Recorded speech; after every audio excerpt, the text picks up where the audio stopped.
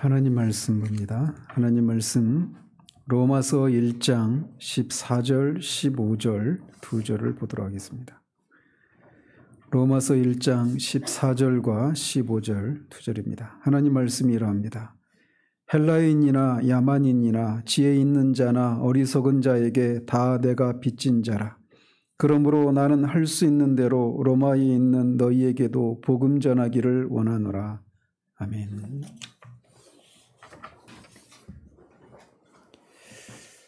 지난주에는 사도가 노예 신분이 대부분인 이 로마에 있는 신자들과 교제를 통해서 사도가 일방적으로 그들에게 용기를 불어넣어주는 것뿐만 아니라 사도 자신도 그들로부터 용기를 받기를 원한다라고 하는 이런 것을 통해 교회의 본질에 대해서 우리가 살펴보았습니다.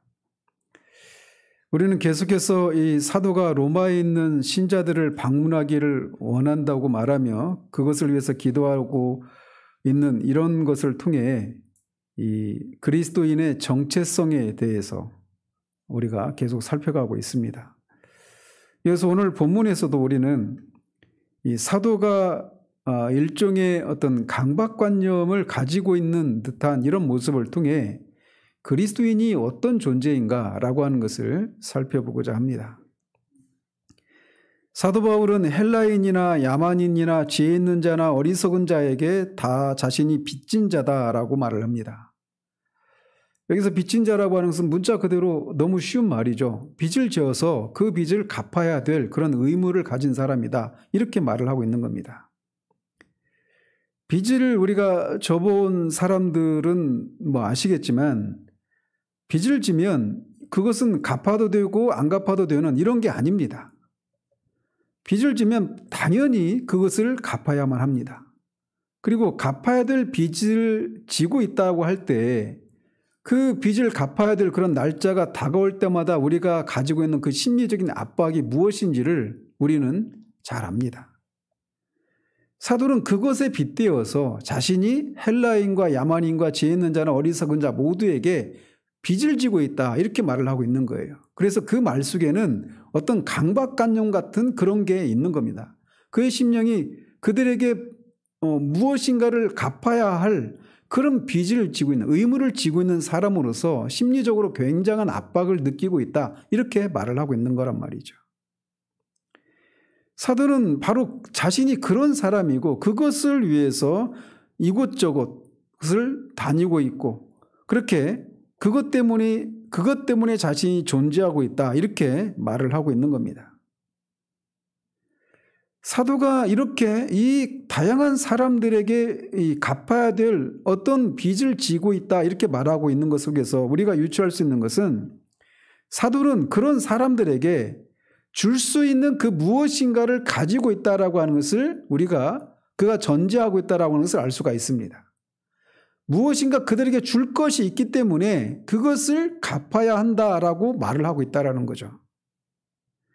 그래서 그는 앞에 11절에서도 내가 너희 보기를 간절히 원하는 것은 어떤 신령한 은사를 너희에게 나누어 주어 너희를 견고하게 하려 함이다 이렇게 말을 하고 있어요. 즉 거기서도 우리가 살펴보았듯이 사도는 그들에게 줄 수 있는 신령한 은사를 가지고 있다라고 말을 하고 있습니다. 그때 신령한 은사라고 하는 게 무엇이라고 말씀드렸습니까? 어떤 방언과 예언과 안수를 통해서 그런 어떤 성령 은사를 준다 이런 얘기가 아니라고 그랬죠. 1차적으로는 이 로마서에서 말하고 있는 이 내용이에요. 그것을 그들에게 주기를 원한다라는 거죠. 이 로마서는 압축 파일의 형식으로 요약의 형식으로 이렇게 되어진 것이고 이거를 그들에게 직접 만나서 이것을 더 구체적으로 풀어주기를 원한다라고 말하고 있다라고 말씀드렸어요. 그러므로 사도는 다른 사람에게 나누어 줄 수 있는 이 진리를 소유하고 있는 사람이라고 말을 하고 있는 것이죠. 따라서 여기에서 우리가 알 수 있는 것처럼 우리가 사도와 같은 정도는 아니지만 우리가 정말 그리스도인이라면 그리스도인은 어떤 사람이냐? 사도처럼 다른 사람에게 무엇인가를 전해줄 수 있는 어떤 지식을 가지고 있는 사람이다. 이렇게 말을 할 수가 있는 겁니다.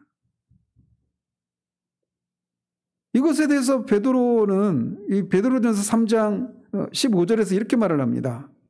너희 마음에 그리스도를 주로 삼아 거룩하게 하고 너희 속에 있는 소망에 관한 이유를 묻는 자에게는 대답할 것을 항상 준비하되 온유와 두려움으로 해라. 이렇게 권고합니다.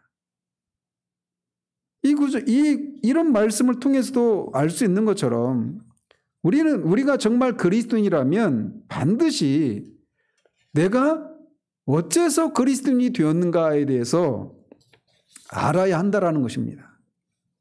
즉 우리가 만약 그리스도인이라면 우리로 하여금 그리스도인 되게 하는 것이 무엇인가를 반드시 알아야 되는 거예요. 내가 그리스도인이라고 내가 믿고 있고 내가 그렇게 생각하고 있는 것이 내가 옛날에는 교회를 안 다녔는데 지금 교회를 다니고 있다든지 또는 내가 옛날에는 이런저런 나쁜 삶을 악한 삶을 살았는데 지금은 내가 도덕적으로 아주 건전하고 착하고 바른 삶을 살고 있다든지 이런 것이 아니라 그를 그리스도인 되게 만드는 어떤 지식을 소유하고 있고 그것을 본인도 알고 있어야 된다라고 말하고 있는 거예요. 그래서 에베소서 강의를 하면서 1장 1절에서도 사도가 그 편지를 에베소에 있는 신실한 자들에게 보낸다. 그 편지를 보낸다고 말씀하지 않았습니까? 거기서 말하는 신실한 자들은 무엇인가를 믿고 있는 자들 이렇게도 해석할 수 있다고 말씀드렸어요. 기억나시죠? 그래서 그리스도인은 무엇인가를 믿는 사람들입니다. 무엇인가를 믿는다라고 하는 것은 우리가 무엇인가를 믿는 그것에 대해서 알고 있다라고 하는 것을 전제하고 있는 거예요. 그렇기 때문에 한 사람이 그리스도인이다라고 말할 때는 가장 첫 번째는 그가 무엇인가를 알고 있다라는 겁니다. 그가 다른 사람에게 그래서 내가 그리스도인이라고 말할 수 있는 어떤 지식을 소유하고 있다. 이렇게도 말할 수 있는 거예요. 이렇게 말씀드리면 여러분 중에는 곧장 나는 내가 어떤 지식을 가지고 있기는 한 것 같은데 이 사도가 말하는 정도는 아니지 않는가?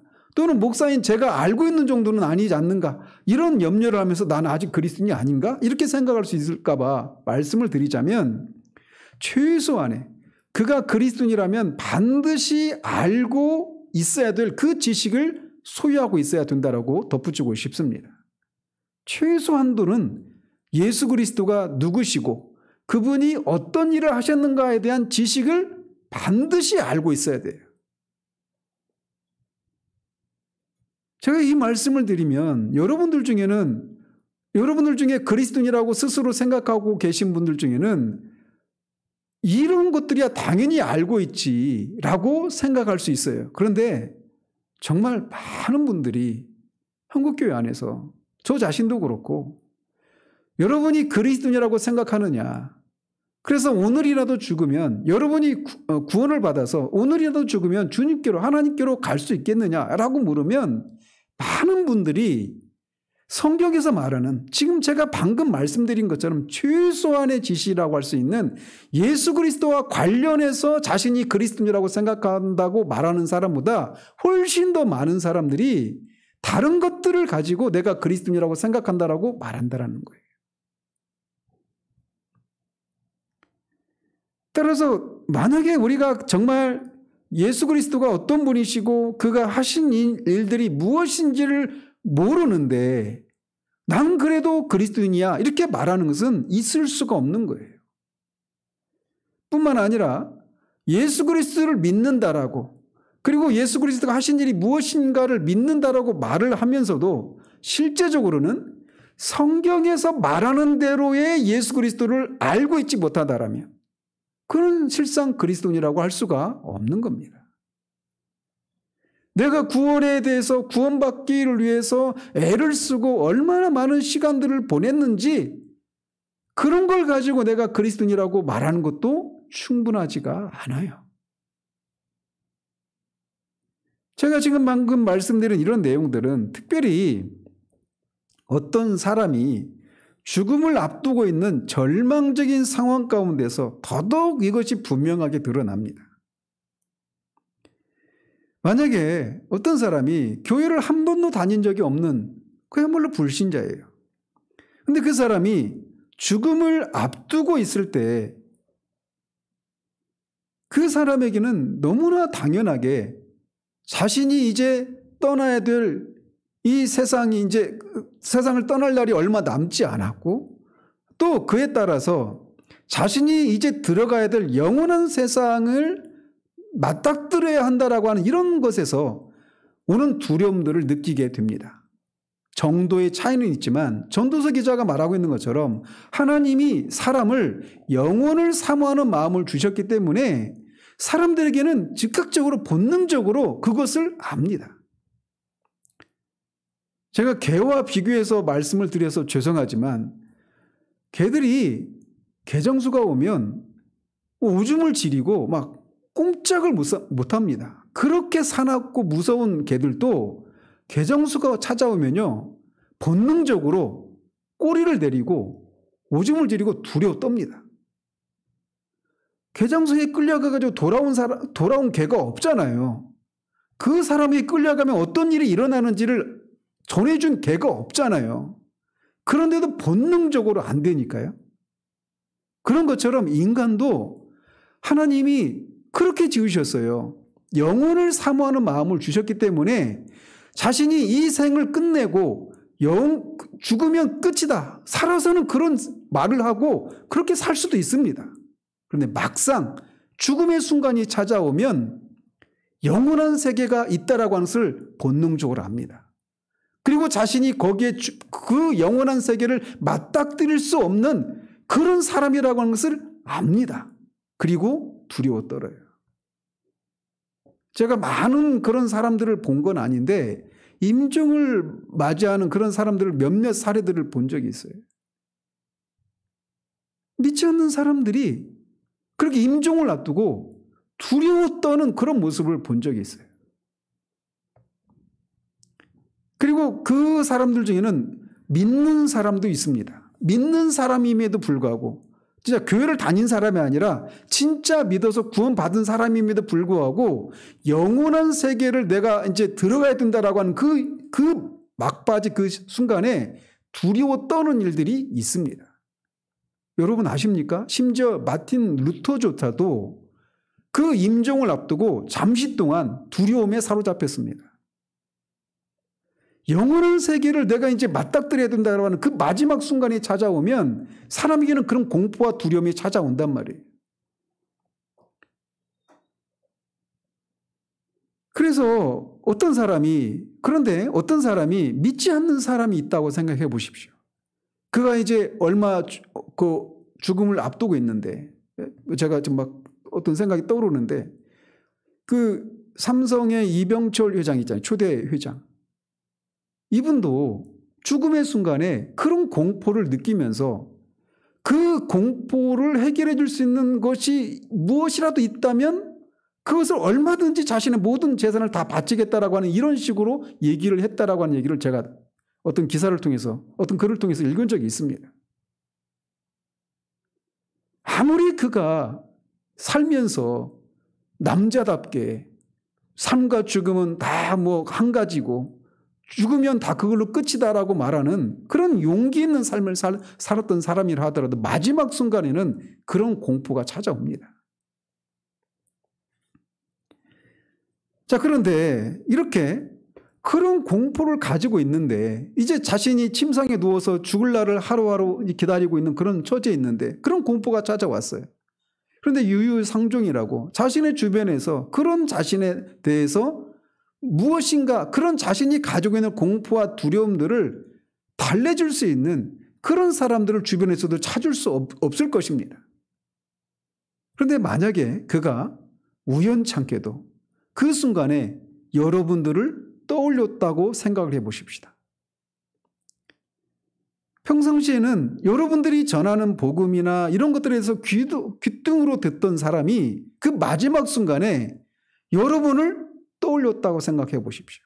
그때 여러분들은 그 사람에게 가야 됩니까? 말아야 됩니까? 우리는 뭐 망설일 필요가 없이 그 사람에게 가야죠. 나는 그 사람에게 가서 내가 할 말도 없고 말주변도 없고 우리 목사님을 소개하고 이렇게 해서는 안 돼요. 사도 베드로가 말했던 것처럼 우리 안에 있는 소망의 이유가 무엇인가를 우리가 준비해야 돼요. 그걸 가지고 있어야 돼요. 자, 그런데 그렇게 해서 그 사람이 여러분들을 초대해서 여러분들이 그 사람 앞에 섰다고 생각해 보십시다. 그때 우리가 그 사람에게 해줄 수 있는 게 무엇일까요? 어떤 말을 하면 그가 그 공포와 두려움이 아니라 소망 중에 그 영원한 세계를 들어갈 수 있을까요? 우리가 그 사람에게 우리가 예수를 믿고 착하게 살고 도덕적으로 살고 삶을 개혁하면 그런 공포와 두려움이 사라지게 됩니다. 이런 말을 해도 그 사람에게는 아무 소용이 없습니다. 그럼 그렇게 살 수 있는 삶의 기회가 주어지지 않았기 때문이에요. 우리가 아무리 도덕적으로 선하고 착한 삶을 살아도 그것이 우리를 이 영원한 세계에 하나님 앞에 우리를 두려움 없이 서게 해줄 수가 없단 말이에요.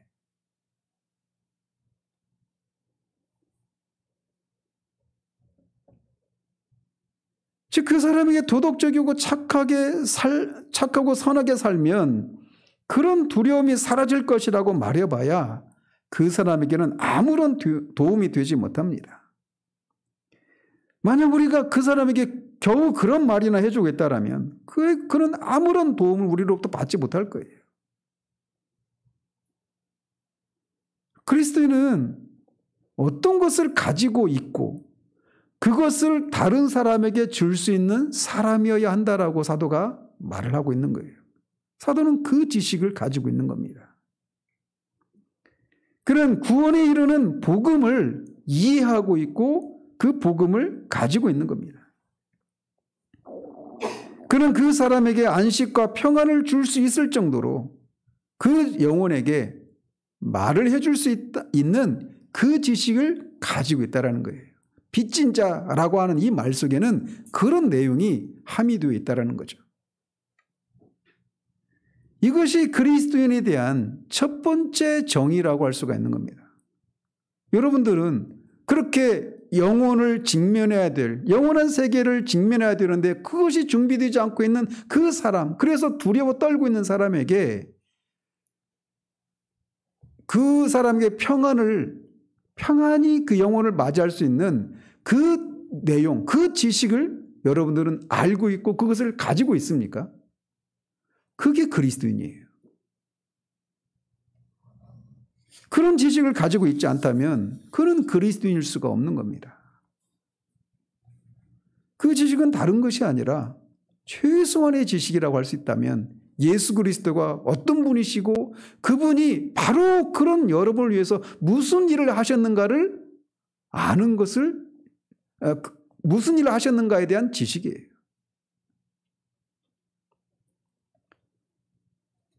여러분들 중에는 우리 교회에서 전해지는 말씀을 듣고 내가 거듭나야 되는구나. 내가 회심을 해야 되는구나. 내가 구원을 받아야 되는구나.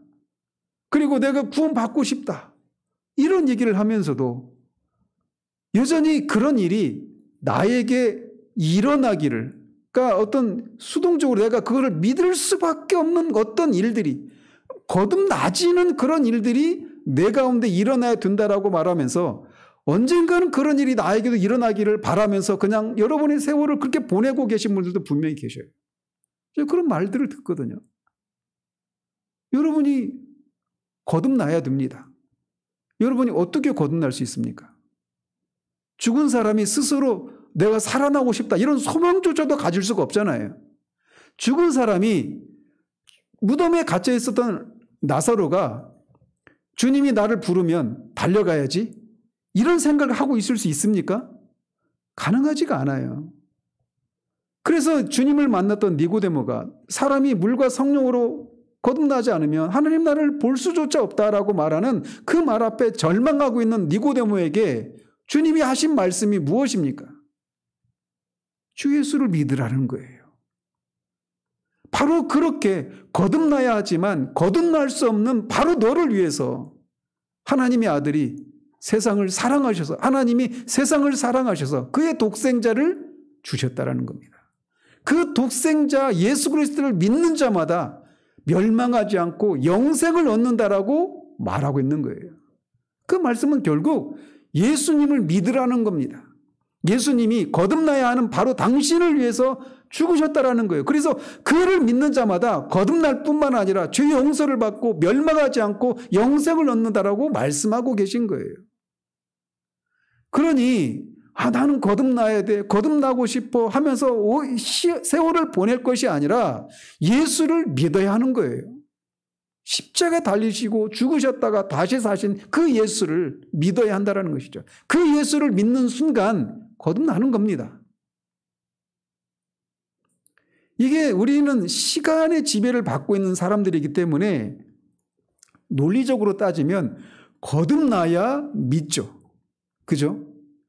그렇잖아요. 살아나야 믿잖아요.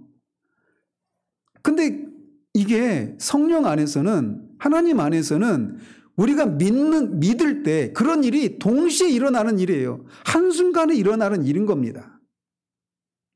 그렇기 때문에 내가 어느 순간 거듭나서 이제 그 다음에 예수를 믿는 게 아니에요. 거듭나지 않았다라고 하는 것을 알고 있다면, 그리고 거듭나야 된다라고 하는 것을 소원하고 있다라면 여러분이 해야 될 일이 무엇이냐? 예수 그리스도를 믿으십시오.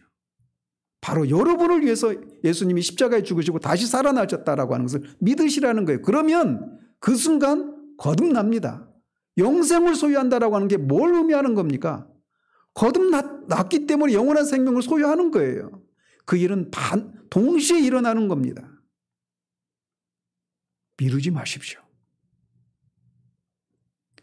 바로 그런 지식을 가지고 있어야 되는 거예요. 목사만이 아니라 여러분이 그리스도인이라면 여러분은 그 사실을 가지고 있어야 되는 겁니다. 앞에서도 말씀드렸죠. 루터조차도 임종의 순간에 그런 두려움에 사로잡혔어요. 일순간이지만.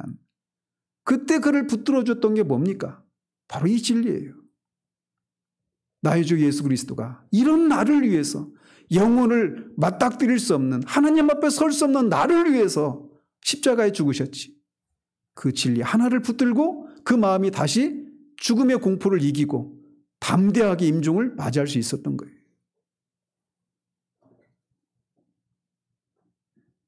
이어서 사도의 진술을 통해서 우리가 알 수 있는 것은, 사도는 자신이 가진 구원에 이르는 이 지식을 모든 사람에게 줄 수 있다고 말을 하고 있습니다.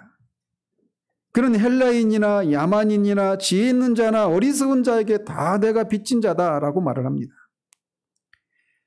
이 고대 세계에서 헬라인이나 야만인은 온 세계 사람들을 다 포함하는 겁니다. 그래서 이 헬라인들은, 이 당시 사람들은, 특히 헬라 사람들은 헬라인과 야만인 이렇게 구분을 했어요. 그래서 사람은 헬라인 아니면 야만인입니다. 이 기준에 따르면 우리는 누굽니까? 야만인이에요. 이 성경의 기준을, 이 당시의 기준을 따르면 우리는 야만인입니다. 그리고 로마 사람들은 어디에 해당되는 사람들이었을까요? 로마 사람들도 헬라인에 해당되는 사람들이었습니다. 왜냐? 헬라인이라고 말할 때는 민족적으로 혈통적으로 헬라 사람들만을 가리키는 것이 아니라 헬라의 사상과 문화에 젖어 있는 사람, 그것에 영향을 받는 사람들을 가리키는 거예요. 그래서 정치적으로는 헬라, 그리스가 로마 제국에 의해서 멸망을 당했지만 문화적으로, 정신적으로, 사상적으로는 헬라 문화가 로마를 지배했습니다. 대표적인 게 뭡니까? 언어예요, 언어. 헬라어. 헬라어가 로마 제국 내에 공용어로 사용되었어요. 하이데거가 말하고 있는 것처럼 언어는 사상의 집이다, 이렇게 말하고 있는 것처럼 언어라고 하는 것은 어떤 사상을 표현하는 수단이기 때문에 말을 사용한다라고 하는 것은 그 사람의 정신과 얼과 이런 것을 다 그 언어로 다 이렇게 포섭되는 것을 말하는 거예요. 그러니까 일제가 우리나라를 식민 통치를 할 때 말을 뺏어갔잖아요. 우리말을 사용하지 못하게 했잖아요. 그게 엄청난 겁니다. 조선이라고 하는 지금 그때는 대한민국이 없었으니까 조선 사람이라고 하는 그런 정신, 그 의식을 완전히 뺏어가는 거예요. 일본 사람화시키는 거죠.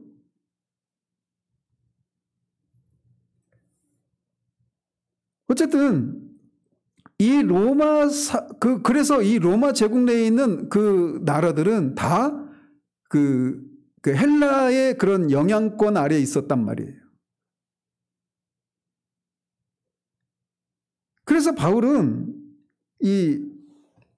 결국 사도 바울이 여기서 헬라인이나 야만인에게 자신이 빚진 자다 이렇게 말하고 있는 것은 자신이 가지고 있는 이 복음, 구원에 이르는 지식인 이 복음을 이 모든 사람, 모든 열방에게 나눠줄 수 있다라고 말하고 있는 거예요. 이 얘기는 다른 말로 말하면 복음을 필요로 하지 않는 민족이나 인종은 없다라고 하는 것을 말해주는 것이기도 하죠. 이어서 그는 또 지혜 있는 자나 어리석은 자에게도 빚진 자다라고 말을 합니다. 이것은 사람을 지적인 능력이 있고 없고에 따라서 나누고 있는 거예요. 즉 요즘 말로 말하면 사도는 뭐 교수나 철학자들이나 어떤 고등교육을 받은 그런 사람들에게 뿐만 아니라 교육의 기회를 전혀 받지 못한, 그래서 지적인 능력이 부족한 사람들에게도 나눠줄 수 있는 지식이 있다라고 말하고 있는 겁니다. 이것은 우리에게 있어서 굉장히 중요한 요점입니다. 복음은 지적인 능력이 있고 없고에 따라서 그 복음이 효력을 발휘하고 발휘하지 않는 게 아니라는 사실을 우리에게 말해주고 있는 거예요. 사회적인 지위가 있고 없고에도 상관이 없고 인종과 민족과도 상관이 없다라는 거죠. 기질적으로 그 사람이 좀 더 어떤 종교적인 성향이 강하냐 그렇지 않으냐에 의해서도 복음의 능력이 나타나고 안 나타나고 하는 게 아니라는 겁니다. 그래서 그는 복음을 부끄러워하지 않는다. 다른 말로 말하면 복음을 자랑스러워한다라고 16절에서 말하고 있는 거예요. 우리는 이런 경우들을 흔히 봅니다. 이 초대교회 영지주의자들처럼 어떤 종교의 경우에는, 특별히 이단의 경우들이 그런 게 많죠. 이단들의 경우에는 자신들의 그 종교에서 구원에 이르는 그 지식은 자신들과 같은 어떤 특별한 소수의 사람들에게만 열려져 있는 그런 것이라고 하는 생각들을 가집니다. 요즘 JMS 정명서 이 이단이 막 사회적으로 시끄럽잖아요.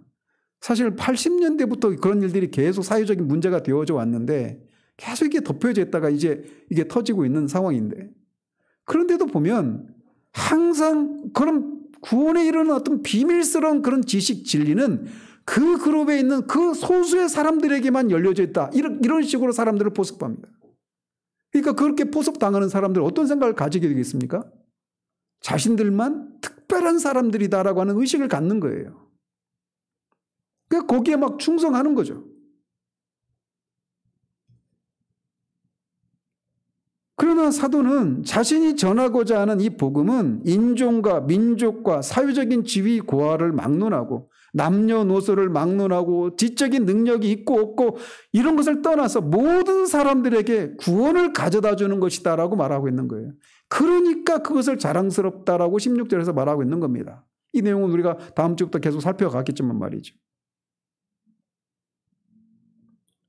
여러분은 이것이 얼마나 오늘날 교회에게 시사하는 바가 큰가라고 하는 것을 알아야 합니다. 예수 그리스도의 복음은 누구에게나 다 필요합니다. 우리가 어떤 나라에서 태어났든지, 우리야 대한민국에서 다 태어난 사람들이지만, 그가 어떤 나라에서 태어났던 사람이든지, 그가 어떤 가정에서 태어난 사람이든지, 복음은 모든 사람들에게 필요한 것입니다. 그가 도덕적으로 선한 삶을 살고 있는 사람이든지 아주 타락한 삶을 살고 있는 사람이든지 그가 지식이 뛰어난 사람이든지 지식이 없는 사람이든지 어떤 성격의 사람이든지를 막론하고 복음은 모든 사람에게 필요하다라고 하는 것을 사도가 말해주고 있는 거예요. 그 얘기는 반대로 말하면 내가 이렇게 삶이 망가졌는데 내 삶이 이렇게 나약하고 이렇게 사회적인 지위가 내가 낮은데 내가 이렇게 배우지 못했는데 이런 나도 복음이 어떤 효력을 발휘할 수 있을까? 그렇습니다. 누구를 막론하고 말이죠. 이것이 복음이 가진 위대한 능력이에요. 만약 우리가 이것을 알리는데 실패한다면 우리는 그리스도인으로서 그만큼 실패하고 있는 것이다라고 할 수 있습니다. 누구나 다 이 복음을 필요로 합니다. 그가 어떤 지위에 있든지 말이죠. 제가 이 말씀을 왜 강조를 드리냐면 우리도 모르게 잘못된 성경적이지 않은 생각들을 가지고 있는 것이 있다는 겁니다. 이것과 관련해서.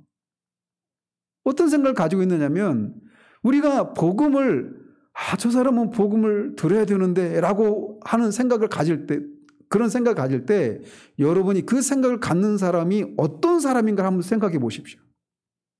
누구를 보든지 저 사람은 복음을 필요하다 이런 생각을 갖는지 아니면 어떤 사람들 중에 어떤 특정한 사람들 이런 사람들에게 복음이 필요하다는 생각을 우리도 모르게 가지고 있는지를 돌아보시라는 겁니다. 전자입니까? 후자입니까? 우리도 모르게 말이죠. 후자의 생각들을 가지고 있는 경우들이 많아요. 왜? 우리가 살고 있는 사회가 그런 사회가 되어버렸기 때문에 그래요. 그래서 복음이 모든 사람에게 필요하다라고 하는 이것을 어느새 우리도 모르게 망각하고 있는 거예요. 어떤 삶의 위기에 빠져 있는 사람들, 절망적인 상태 가운데 있는 사람들, 깊은 상처를 가지고 있는 사람들, 삶에 소망이 없는 사람들, 죽음을 얼마 남겨놓고 있지 않은 사람들, 사회적인 약자, 이런 사람들이 우리에게 복음이 필요하다라고 하는 생각들을 일반적으로 갖는단 말이에요.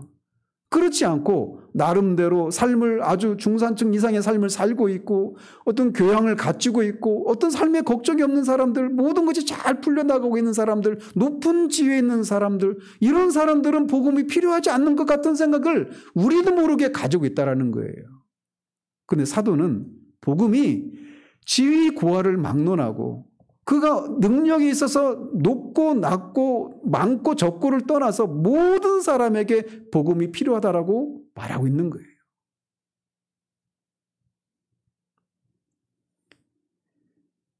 왜냐하면 그 사람이 사회적인 지위가 어떠하든지 학력 수준이 어떠하든지 지적인 능력이 어떻든지 기질적으로 어떻든지 간에 하나의 공통 분모가 존재하기 때문에 그렇습니다. 그게 뭐냐? 모든 사람은 하나님 앞에 죄인이라는 거예요. 그가 아무리 도덕적인 삶을 사는 사람이라 하더라도 아무리 유명한 사람이고 아무리 삶에 어떤 부족함도 없는 사람이고 어떤 지혜를 가진 지식이 많은 사람이라 하더라도 그 사람이 누구든지 그리고 정반대에 있는 사람이라 하더라도 모든 사람은 죄인이다라고 성경이 말하고 있기 때문에 그렇습니다. 복음은 사회적인 약자나 상처받은 사람, 못 배우고 가난한 사람, 심약한 사람, 종교성이 강한 사람들, 이런 사람들에게만 필요한 것이 아닙니다. 모든 사람이 복음을 필요로 합니다. 왜냐? 모든 사람들은 그들의 생명의 주인이신 하나님을 만나야 하기 때문에 그렇습니다. 그리고 그 하나님 앞에 이 모든 사람들이 다 죄인이라고 성경이 말하고 있기 때문입니다. 이것은 오늘날 우리도 모르게 교회 안에 들어와 있는 잘못된 생각들에 대해서 지적하고 있는 것을 우리가 알 수 있습니다. 사도는 자신이 가지고 있는 그 지식을, 복음을 모든 사람에게 줄 수 있다고 말을 하고 있습니다. 이게 왜 중요하냐면 우리 교회는 이제 그렇지 않다고 생각을 하는데 오늘날 우리는 이 어떤 목사가 어떤 설교자가 만약에 어떤 명문대 출신이고 그리고 이 사회적인 지위가 높았던 사람, 저희 동기들 보면 뭐 변호사 출신도 있고 그래요. 그 목사님들 중에 사회적인 지위가 높죠. 많이 공부도 하고 뭐 스카이 출신들도 있고 그래요. 그리고 지적으로 굉장히 고도의 훈련을 받은 사람들, 뭐 철학을 전공했다든지 이런 사람들, 그 목사가 되기 전에, 설교자가 되기 전에 아주 고도의 그런 지적인 훈련을 받은 사람들이 있을 수 있잖아요. 그런 사람들과 저같이 평범한 설교자들이 만나야 하는 회중은 달라야 한다. 이런 생각들을 우리도 모르게 가지고 있습니다. 이게 무슨 말씀이냐? 이렇게 말씀드린 것처럼 그 사람이 사회적인 지위가 높았던 사람이었고 지적인 훈련을 많이 받은 사람이었다. 명문대 출신이다. 또는 뭐 박사학위 출신이다. 이렇게 말하면 그 사람은 어떤 오지에 배우지 못한, 교육의 기회를 많이 받지 못한 그런 사람들에게는 적합하지 않고 뭔가 조금 더 고학력자들, 높은 그런 교양 수준을 가진 사람들, 그런 사람들이 모여있는 그런 회중에게 적합한 목회자다. 이런 생각을 가진다라는 거예요. 여러분들은 안 가지고 있나요?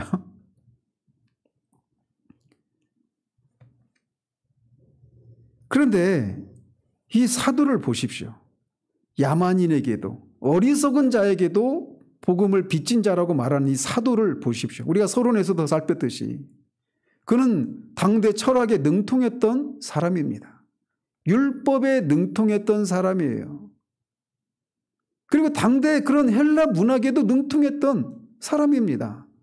믿지 않는 사람들조차도 20세기의 그 믿지 않는 사람들의 그 모임 속에서 역대 인류 가운데 뛰어난 지성을 가진 사람들 중에 한 사람이 사도 바울이라고 믿지 않는 사람들조차도 인정하는 사람이 사도 바울입니다.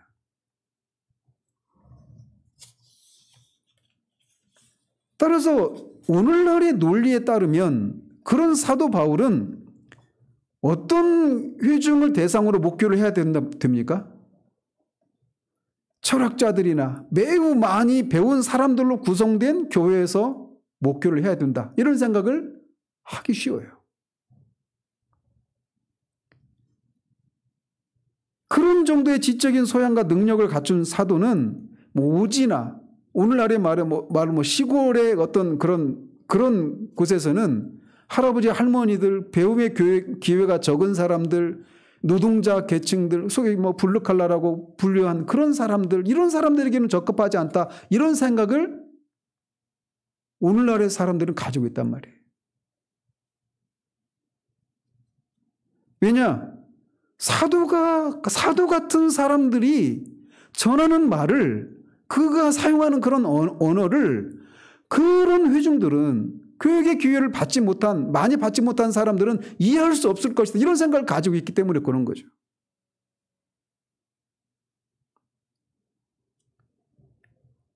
실제로 제가 강남의 어떤 교회, 제가 아는 지인이 권사님 계신데 그 권사님 말씀하시는데 그 교회 95% 이상이 대졸 이상이랍니다.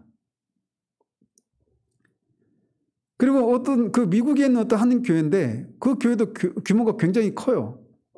근데 거기는 교인이 박사학위 이상이 거의 대부분이래요. 그런 교회에 설교자는 어떤 사람이어야 할까요? 오늘날의 논리에 따르면 최소한 그들의 수준 이상의 사람들을 요구하겠죠. 교회가 무엇인가를 지금 본질을 놓치고 있는 거예요. 말씀드리고 싶은 게 바로 이 지점입니다. 사도 바울은 지혜 있는 자들뿐만 아니라 야만인에게도 복음을 빚진 자라고 말을 하고 있습니다. 그리고 그런 사람들에게도 자신이 전해줄 것이 있다라고 말을 합니다. 근데 이것은 단순히 사도가 여기서 그냥 구호 차원에서 말을 하고 있는 게 아니에요. 실제로 사도 바울의 그 목회를 보면 우리가 이것을 확인할 수가 있어요. 사도행전 17장에 보면 그가 어디 가서 복음을 전했느냐면 아테네에 가서 복음을 전했습니다. 아테네는 헬라, 그리스의 수도예요. 거기는 거기서 그가 만난 사람들 중에는 에피쿠로스 학파, 스토아 학파, 당대 철학자들을 만나서 그들과 변론을 합니다. 그가 그런 사람들하고도 복음을 전하고 그런 일들, 어떤 복음을 전하는 일들이 가능했어요. 뿐만 아니라 고린도 교회나 고린도전서 보십시오.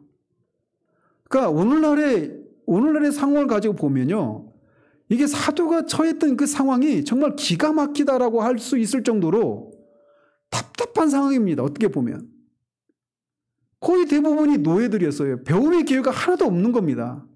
난 놓고 기억자도 모르는 사람들이에요. 죄송한 말씀이지만 오늘날의 용어로 말하면 학교 문턱도 들어가지 못한 사람들이에요. 그리고 어떤 이런 것에 대해서 자신의 영혼과 어떤 그런 어떤 구원과 이런 높은 것들, 소위 형이상학적인 이런 내용들에 대해서 어떤 고민하고 근심할 수 있는 그런 삶의 여건이 되지 못한 사람들이에요. 죽도록 일을 해야만 하고 다른 것들에 대해서는 마음을 쓸 수 있는 그런 시간적인 여유조차 없는 사람들이 대부분이었단 말이에요. 근데 그런 사람들에게 사도가 복음을 전합니다. 여러분, 빌레몬서가 어떤 서신인지 아시죠? 빌레몬이라고 하는 이 성도에게 그 사람의 노예였던 오네시모를 자신의 복음 사역을 위해서 그를 자신의 그런 사역자로 쓸 수 있도록 해달라고 청을 하는 거잖아요. 주둔 내용이. 사도가 감옥에서 오네시모라고 하는 도망자 노예를 만난 거예요. 근데 그 노예가 어떻게 됩니까? 바울이 그를 내 신복이라고 말을 합니다.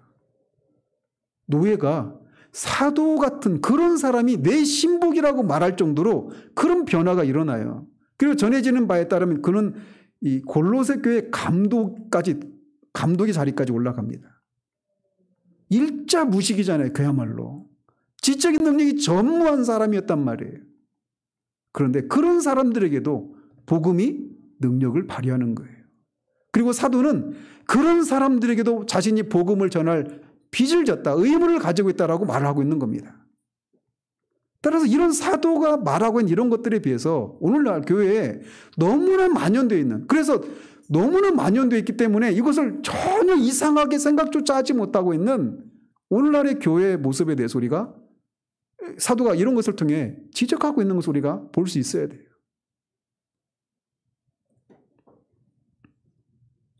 그는 지혜 있는 자나 어리석은 자 모두에게 복음을 전했습니다.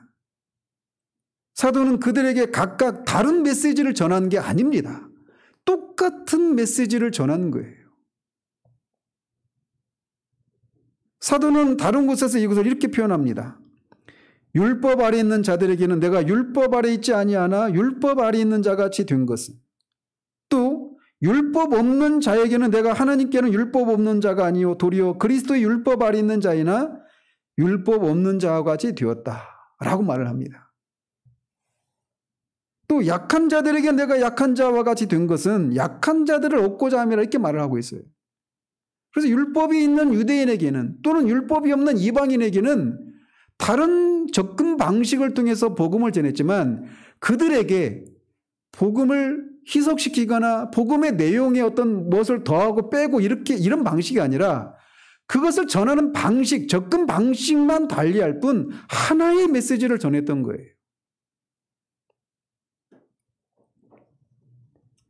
따라서 어떤 설교자가 자기 복음을 모든 사람들에게, 다양한 사람들에게 자신이 전하는 복음이 소위 먹히지 않고 내가 전하는 그 메시지는 어떤 특정한 사람들, 이런 사람들에게만 그 어떤 효력을 발휘한다고 생각하고 있다라면 로이드 존슨은 그런 사람의 경우에는 모든 사람에게 사실은 복음을 전하고 있는 것이 아니다. 사도와 닮지 않고 있다. 이렇게 말을 하고 있는 겁니다. 설교자는 회중들을 바라볼 때 필요한 것이 하나가 있습니다. 그리고 그것 하나면 충분합니다. 그게 뭐냐면 설교자가 제 자신이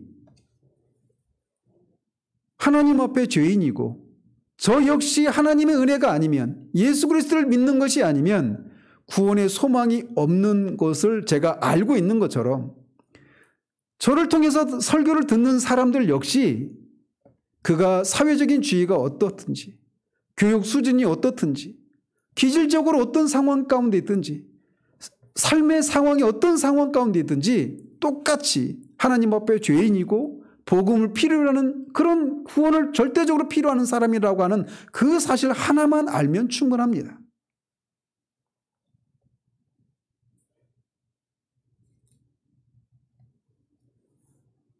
물론 사도처럼 그 회중이 유대인인지 강한 자인지 약한 자인지 헬라인인지 이런 것들을 분별할 것이 필요하죠. 그러나 접근 방식에 있어서만 다를 뿐이지 내용에 있어서는 본질적으로 하나였어요. 그리고 그 하나의 메시지를 가지고 그는 모든 다양한 사람들에게 그 복음을 전할 수 있는 것이 자신에게 있다. 즉 다른 말로 그 모든 사람들이 자신이 전하는 그 복음을 다 필요로 하는 사람들이다 라고 하는 생각을 가지고 있었던 거예요. 그리고 그 앞에서 그 말씀을 듣는 사람이 지위가 높은 사람인지 노예인지 그것은 중요한 문제가 아닙니다. 지난주에 말씀드린 것처럼 그런 사도가 노예와 교제를 나눠서 일방적으로 그들을 용기를 불러일으켜 주는 것이 아니라 그들로부터 사도도 용기를 받는 이것이 가능했던 것이 바로 이것 때문에 그런 거예요.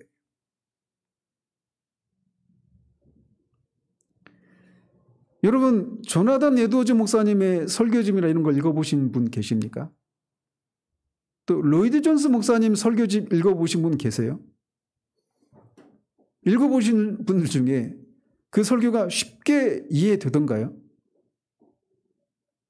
로이드 존스도 어렵습니다. 그리고 조나단 에드워즈는 더 어렵습니다. 그런데 아세요? 로이드 존스 목사님 설교를 그 교회 12살짜리 여자아이가 그렇게 말을 했다라는 거예요. 아, 우리 목사님만 나를 시원하게 해주신다. 심지어는 조나단 에드워즈 목사님 부흥의 이야기, 회심 이야기 읽어보면 4살짜리 아이가 빨리 주일을 기다리는 거예요. 우리 목사님 설교를 들으려고. 무엇이 있어서 그럴까요? 오늘날 우리는 이 회중이 어떤 수준의 사람인가를 가지고 설교자도 그 수준에 맞는 사람이어야 한다라고 하는 생각을 가지고 있어요. 그런데 사도도 그렇고 하나님 앞에 부흥의 시기나 어쨌든 그 역사 가운데서 하나님께 쓰임을 받았던 그 종들의 그 사례들을 가지고 보면 오늘날에 보여지고 일반화되어 버린 이런 것과는 다른 모습이 나타난단 말이에요. 어떤 차이가 있을까요?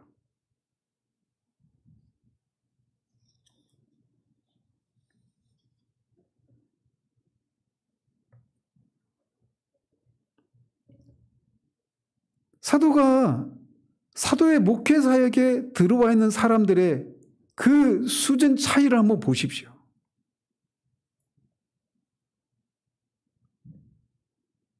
만약에 우리가 복음을 온전하게 전하고 그것을 모든 사람에게 적용한다면, 즉 그 사람의 이지와 마음과 의지 전체에 적용한다면, 다른 말로 전인적으로 적용을 하고 또 성령을 의지해서 그렇게 하고 있다라면 말씀을 듣는 사람의 사회적인 지위나 교육 수준이나 능력의 차이나 기질의 차이가 어떠하든지 간에 복음이 소위 먹힙니다.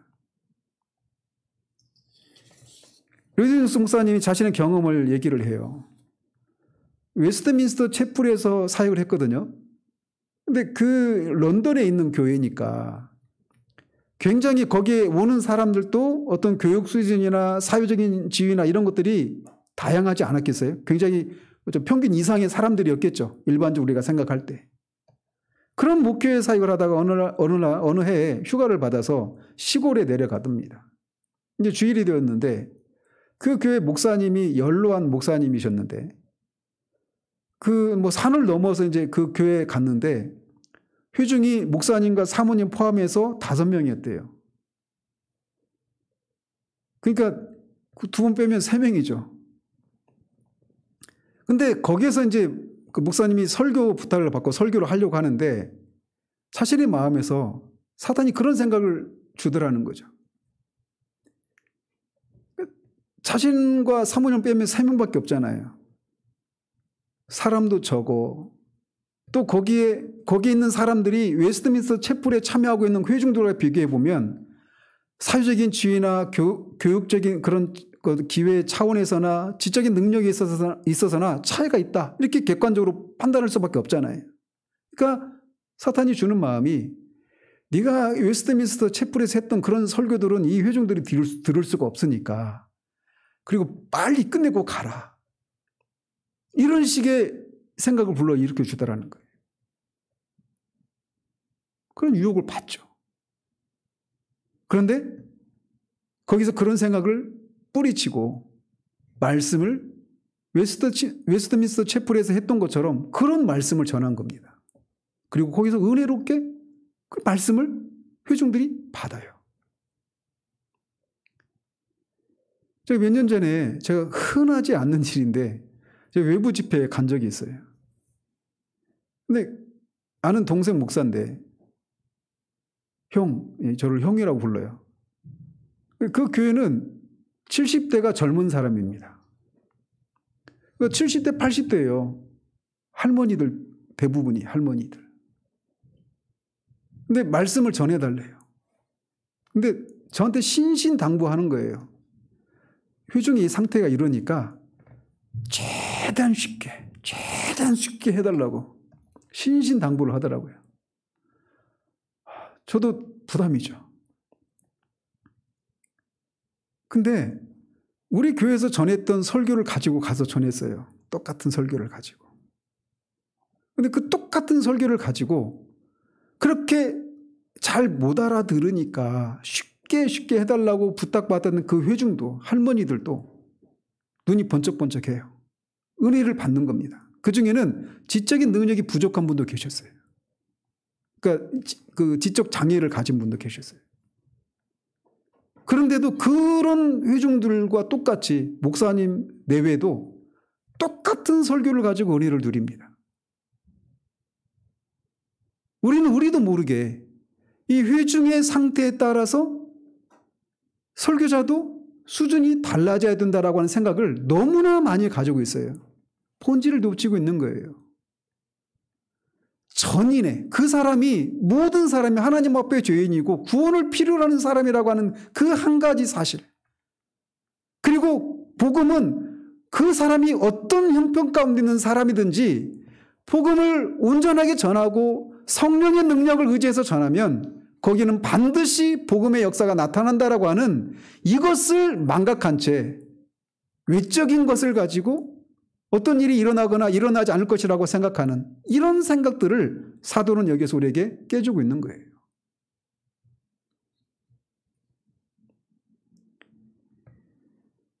사도를 포함해서 많은 하나님의 사람들의 설교는 전인적인 설교였습니다. 어떤 사람들에게 감동을 막 불러일으키려고 하는 어떤 감정적인 그런 설교를 했던 것도 아니에요.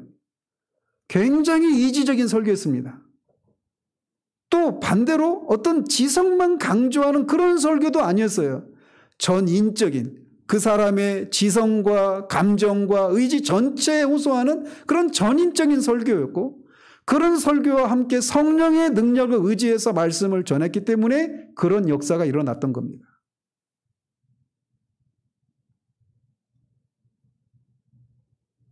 사도는 이렇게 자신은 다양한 사람에게 전해줄 수 있는 그것이 있다라고 말을 합니다. 그리고 그것을 굉장히 자랑스럽게 여깁니다. 복음에는 그런 능력이 있기 때문에 그런 거예요. 우리 다음 주에도 살펴보겠지만 얼마나 놀라운 것입니까? 하나의 메시지만 전할 뿐인데 거기에서 다양한 계층의 사람들이 같은 은혜를 누리고 구원의 은혜를 받는 일들이 일어날 수 있다는 거죠.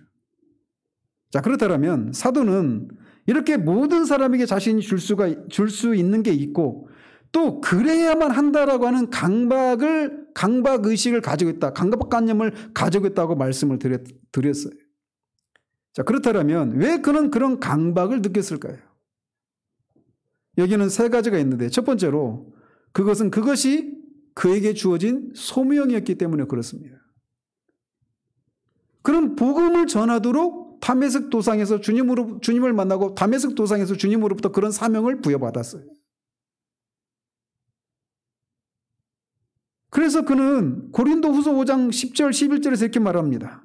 이는 우리가 다 반드시 그리스도의 심판대 앞에 나타나게 되어 각각 선악간에 그 몸으로 행한 것을 따라 받으려 함이라. 우리는 주의 두려우심을 알므로 사람들을 권면하거니와 우리가 하나님 앞에 알려졌으니 또 너의 양심에도 알려지기를 바라노라. 이렇게 말합니다. 즉 사도는 복음을 전하는데 주의 두려우심을 알기 때문에 복음을 전하고 있다라고 말하고 있는 거예요. 즉 자신에게 복음을 전하도록 소명을 주셨는데 그 일을 충성되게 감당하지 않으면 주님으로부터 책망이 있을 것이라고 하는 그런 어떤 소명의식, 사명의식을 가지고 있어서 그것이 그의 마음을 압박하고 있었다라고 말하고 있는 겁니다. 또 고린도전서 9장 16절에서는 자신이 복음을 전하는 것에 대해서 이렇게 말을 합니다. 내가 복음을 전할지라도 자랑할 것이 없음은 내가 부득불할 일임이라. 만일 복음을 전하지 아니하면 내게 화가 있을 것이로다. 복음을 전하는 것이 그에게 부여받은 사명이었기 때문에, 소명이었기 때문에 그는 이렇게 복음을 모든 사람들에게 전해야만 한다고 하는 강박관념을 가지고 있었던 겁니다. 두 번째로 복음을 들어야 할 사람들이 처한 긴박한 상황을 생각할 때도 그의 마음에는 이런 압박감이 있었던 겁니다. 우리는 사람이 한 번 죽는 것으로 끝나는 것이 아니라 사람이 한 번 죽는 것은 정해진 것이요 그 후에는 뭐가 있다고 말합니까? 심판이 있다라고 하면서 우리는 믿습니다. 여러분 믿습니까? 지옥이 있는 것을 믿으십니까? 그렇다면 한 사람이 그 예수 그리스도를 믿지 못하고 영원한 형벌을 지옥에서 받는다라고 하는 생각할 때 그것만큼 우리가 그 믿지 않는 사람들에게 복음을 전해야 될 그런 압박을 불러일으키는 것이 뭐가 있겠습니까? 저도 마음이 느슨하고 말씀의 은혜를 끼쳤을 때 오는 그런 만족감과 이런 보람을 느끼다가도 복음을 듣지 못하고 있는 사람들이 처할 이런 것들을 생각하면 마음에 말할 수 없는 부담을 가지게 됩니다. 한가하게 작은 성공을 가지고 만족해하면서 내가 그래도 쓸만하구나 이런 생각을 가지고 있을 때가 아니라고 하는 생각을 가지게 되는 거예요.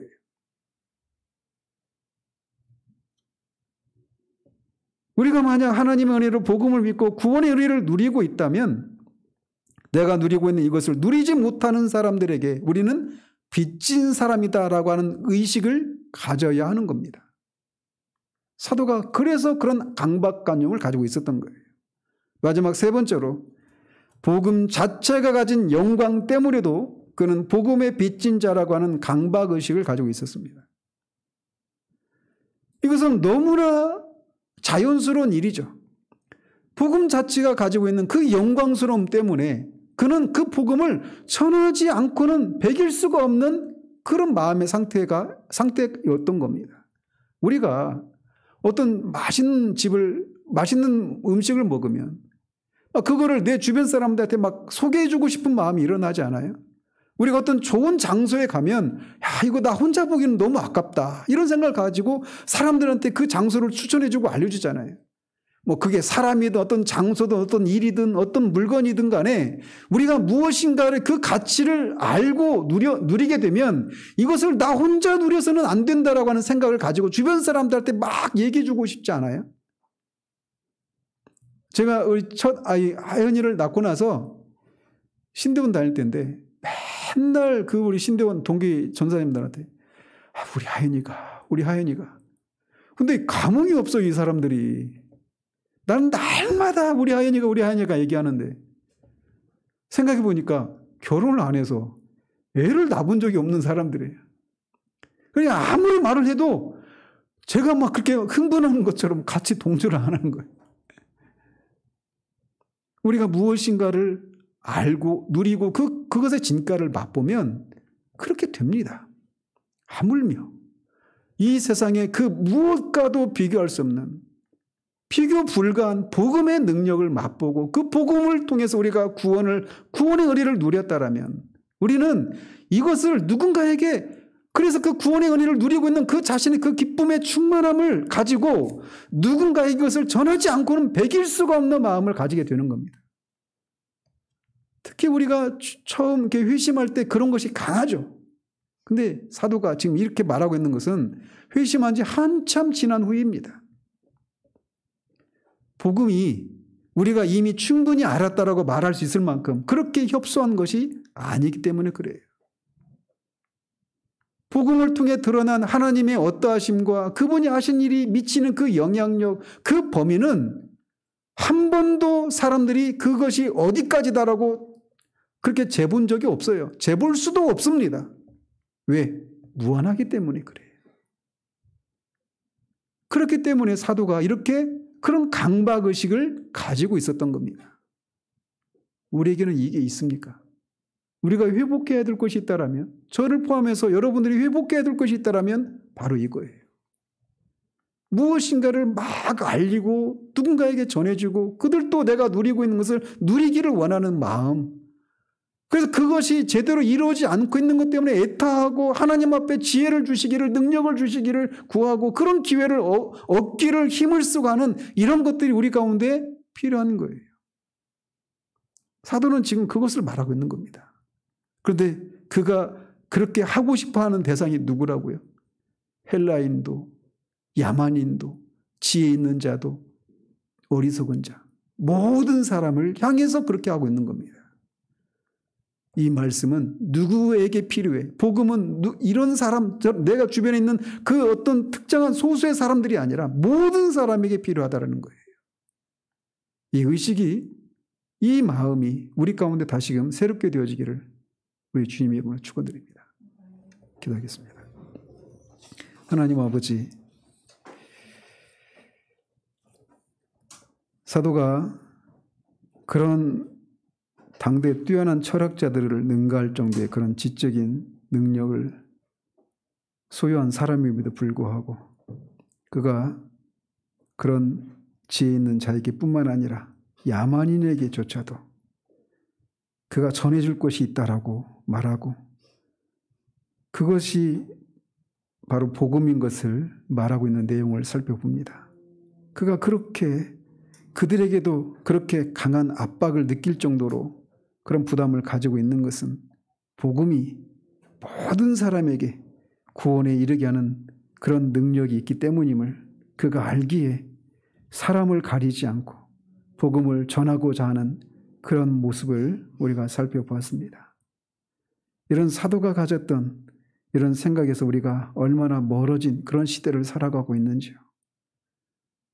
우리 자신도 다시금 우리 안에서 복음의 빚진 자로서의 그런 소명과 그 우리 안에서 누군가에게 나눠주고 싶은 그것이 우리 가운데 다시금 새롭게 되어지고 충만해지기를 하나님 소원합니다. 그래서 우리가 살아있음을 그것을 통해서도 확인하고 우리를 통해서 주님이 영광을 받으시는 일들이 일어나길 소원하옵고 우리 주 예수 그리스도 이름으로 기도합니다. 아멘.